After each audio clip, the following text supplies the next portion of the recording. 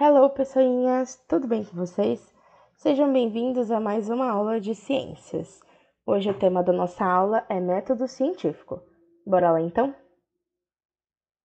A gente vai começar a falar sobre um dos meus temas favoritos na ciência, que é a origem da vida, né? Vocês gostaram da minha mascotinha? Super fofa, né? Eu achei que ela ficou a minha cara. Foi feita sob encomenda, super bonitinha. Mas enfim, voltando para a aula. Eu já vou começar quebrando as expectativas de vocês e vou falar que eu não faço a menor ideia de onde a vida surgiu. Eu não sei de onde a vida surgiu. A verdade é que ninguém tem certeza de onde a vida surgiu, uma vez que a gente não estava lá quando ela apareceu, né? Mas a ciência, assim como a história, assim como a geografia e várias outras áreas do conhecimento, elas se baseiam em evidências encontradas na natureza para poder formular algumas hipóteses, né? Ai, professora, eu não entendi nada do que você falou. Ai, professora, eu não entendi nada do que você falou. Ai, professora, eu não entendi nada do que você falou. Ai, professora, eu não entendi nada do que você falou. Ai, professora, eu não entendi nada do que você falou. Ai, professora, eu não entendi nada do que você falou. Tá bom, calma, vamos explicar isso aí. Vamos traduzir. Então, o que a gente faz para descobrir as coisas? A gente não tem certeza de onde a vida surgiu, mas a gente tem várias teorias, né? Antes de falar sobre a origem da vida, a gente precisa entender, ou melhor, relembrar o que é uma teoria e o que é uma hipótese, né? Uma hipótese é quando eu acho alguma coisa, eu faço uma suposição, e aí eu vou buscar algumas evidências para provar que aquilo é verdade, né? Eu preciso apresentar evidências científicas que sejam verdadeiras. E aí a hipótese ela vai fazer parte de algo que a gente chama de método científico, que é a forma com que os cientistas descobrem as coisas novas, né? E essas ideias que eles têm quase sempre são baseadas em algum tipo de observação que eles fizeram da natureza. Elas não saem do nada, tá? Então bora para um exemplo super bobinho. Bora lá.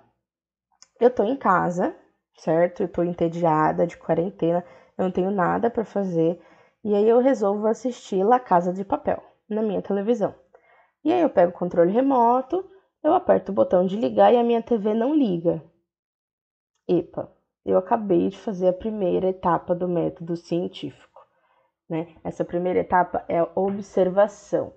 Então, é uma etapa onde o pesquisador ou o cientista observa um fenômeno, algum acontecimento, e ele não compreende o que aconteceu, né? É aqui que a ciência começa. Beleza. Logo depois eu começo a criar na minha cabeça uma série de possibilidades para poder explicar por que a TV não está ligando, né? Então eu crio algumas perguntas, tipo, será que eu quebrei o controle remoto? Será que a TV está fora da tomada? Todas essas perguntas vão formular a minha hipótese, né? Então, a hipótese, essas perguntas, elas fazem parte da segunda etapa do método científico. Então, aqui o cientista começa a fazer perguntas sobre o que ele acabou de observar e ele cria algumas possíveis respostas, que são as hipóteses. Beleza. E aí, para essa hipótese ser validada, eu preciso ir para a próxima fase do método científico, que é a experimentação, né? Ou a fase de testes.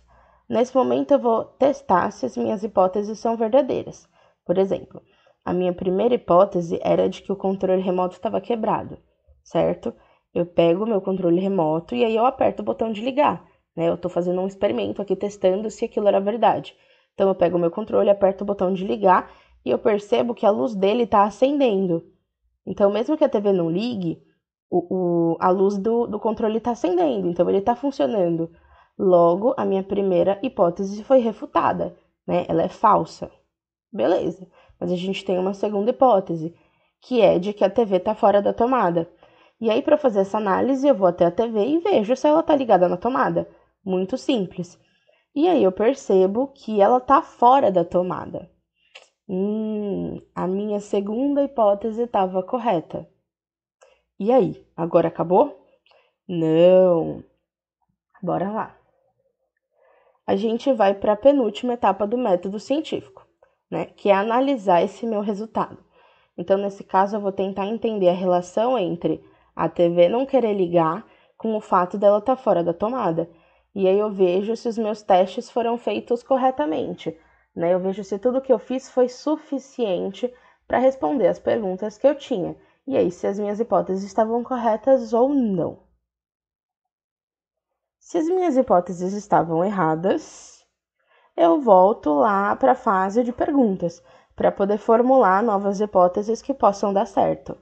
Mas se as suas hipóteses estavam corretas, que é o caso aqui, a gente segue. Beleza. E a gente segue porque estávamos corretos. Por fim, a gente chega na última etapa, né, que é a conclusão. E aqui eu vou dar um veredito do meu estudo, né, o final do meu estudo. Então, eu, no caso, em relação à minha TV, concluo que televisões, quando desligadas da tomada, não funcionam, porque elas não recebem energia elétrica.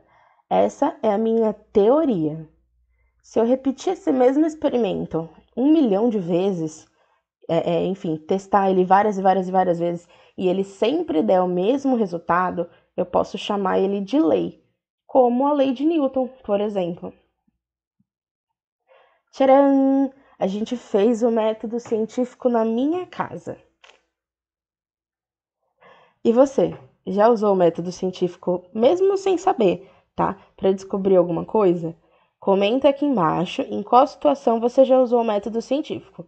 E se você nunca usou, não tem problema. Pensa aí numa situação onde você acha que o método científico pode ser aplicado para descobrir alguma coisa e escreve aqui embaixo, mas eu quero que você explique cada etapa. Então, qual foi a observação, quais foram as hipóteses, qual experimento pode ser feito, tá bom? Beleza. Agora que você já entendeu o que é o método científico, você está pronto para entender por que a gente não sabe onde a vida surgiu. Ou será que a gente sabe? Você vai ter que assistir a próxima aula para descobrir. Tchau!